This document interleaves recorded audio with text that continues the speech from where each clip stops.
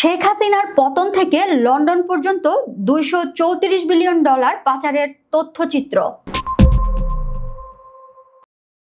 London ভিত্তিক দৈনিক financial Times নতুন একটি তথ্যচিত্র প্রচার করেছে বৃহস্পতিবার 11 সেপ্টেম্বর। তথ্যচিত্রের নাম দেওয়া হয়েছে বাংলাদেশের হারানো বিলিয়ন। চোখের সামনেই চুরি, মূলত দুর্নীতির মাধ্যমে উপার্জিত বিপুল পরিমাণ অর্থ পাচার এবং তা পুনরুদ্ধারের সম্ভাবনা নিয়ে তথ্যচিত্রটি তৈরি করা হয়েছে। শেখ হাসিনার 15 বছরের শাসনামলে প্রায় $234 বিলিয়ন, $2,34,000 বা 28,54,800 কোটি টাকা বাংলাদেশ থেকে লুট হয়েছে বলে অভিযোগ করা হয়েছে। যুক্তরাজ্য অবশ্য বিশেষভাবে আকর্ষণীয় তার বিশাল আর্থিক খাতের জন্য এবং একই সঙ্গে অত্যন্ত আকর্ষণীয় সম্পত্তির বাজারের কারণে। যুক্তরাজ্যে এখন নির্বাসনে থাকা না থাকা নানা প্রান্তের বাংলাদেশি রাজনীতিকদের জন্য জনপ্রিয় গন্তব্যে পরিণত হয়েছে।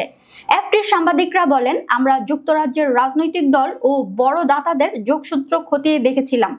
এ সময় বাংলাদেশের শেখ হাসিনা ও তার পরিবারের বিরুদ্ধে তদন্ত শুরু করে। তাই আমরা বুঝি এটি এফটির জন্য বৈশ্বিক খবর, কারণ হাসিনা ও তার পরিবার নিজেরাও খুব বৈশ্বিক। তার বোন শেখ রেহানা যুক্তরাজ্যের নাগরিক, আর শেখ রেহানার মেয়ে টিউলিপ সিদ্দিকী লেবার পার্টির এমপি। কিছুদিন আগে পর্যন্ত স্টারমার সরকারের মন্ত্রীও ছিলেন। টিউলিপ সিদ্দিকী সহ শেখ হাসিনা ও শেখ রেহানার পরিবারের কয়েকজন সদস্য বাংলাদেশ কর্তৃপক্ষ দুর্নীতির যে তদন্ত করছে তাতে অবকাঠামো প্রকল্প থেকে অর্থ আত্মসাতের অভিযোগে অভিযুক্ত। দুই পরিবারের কয়েকজন সদস্যের বিরুদ্ধে ঢাকায় রাষ্ট্রীয় জমি বেআইনি প্রভাব খাটিয়ে দখলের অভিযোগে মামলাও চলছে। রাফিউদ্দিন তখন বলেন, এক সূত্র আমাকে সম্পত্তির ও তার নিবন্ধনের কিছু নথি পাঠায়। এর একটি নথি বিশেষভাবে নজর কাড়ে, আর তা হলো লন্ডনের ট্রেন্ডি কিংস ক্রসে একটি ফ্ল্যাট, যা টিউলিপ সিদ্দিকী 2000-এর দশকের শুরুতে পেয়েছিলেন। তখন তার বয়স 22 বছরের বেশি হওয়ার কথা নয়। সম্পত্তিটি নাকি সিদ্দিকীকে হস্তান্তর করেছিলেন এমন একজন ডেভেলপার যার সঙ্গে সাবেক বাংলাদেশি শাসনের যোগসূত্র পাওয়া গেছে। টিউলিপ সিদ্দিকীকে ঘিরে এফটির তদন্ত ছিল অনেক বড় এক জিগস পাজেলের মাত্র একটি টুকরা, যেখানে সাবেক বাংলাদেশি শাসন ঘনিষ্ঠদের সঙ্গে যুক্ত শত শত সম্পত্তি খতিয়ে দেখা হয়। 2009 থেকে 2023 সাল পর্যন্ত প্রতি বছর $16 বিলিয়ন পাচার হয়েছে বলে অন্তর্বর্তী সরকার প্রাক্কলন করেছেন। এই অধ্যায়ের শুরুতেই জন রিড বলেন, শেখ হাসিনার শাসনকালে যা ঘটেছে তার কিছু তো সিনেমার কাহিনীর মতো।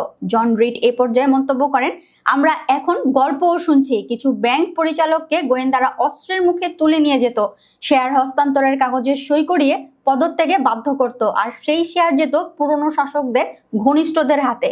এস আলম গ্রুপের নাম সুজানা সেভিস এ নিয়ে বলেন, এস আলম গ্রুপের মালিক সাইফুল আলমকে বাংলাদেশের ধনকুবের বলা যায়। অন্তর্বর্তী সরকারের অনুমান হচ্ছে এস আলম ও তার গ্রুপ বাংলাদেশ থেকে প্রায় $10 বিলিয়ন, এমনকি তার চেয়েও বেশি অর্থ বের করে নিয়েছে। টাকা বিদেশে যায় মোটামুটি দুই ভাবে, যেমন ওভার ইনভয়েসিং অর্থাৎ আমদানির দামের চেয়ে অনেক বেশি দাম কাগজে দেখিয়ে টাকা পাঠানো, আর আন্ডার ইনভয়েসিং বিদেশে রপ্তানির আয় আসার কথা থাকলেও কম দেখিয়ে টাকা ফেরত না আনা। আরেকটি বড় মাধ্যম হচ্ছে অনানুষ্ঠানিক চ্যালেঞ্জ অর্থাৎ হুন্ডি, যাকে অন্য জায়গায় হাওলা বলা হয়। এটি বৈধ কাজেও লাগে, আবার অবৈধ অর্থ পাচার সাফ করতেও ব্যবহৃত হতে পারে। অনেক উন্নয়নশীল দেশের মতোই বাংলাদেশে পুঁজি অন্য দেশে নিয়ে যাওয়ার ক্ষেত্রে নিয়ন্ত্রণ আছে।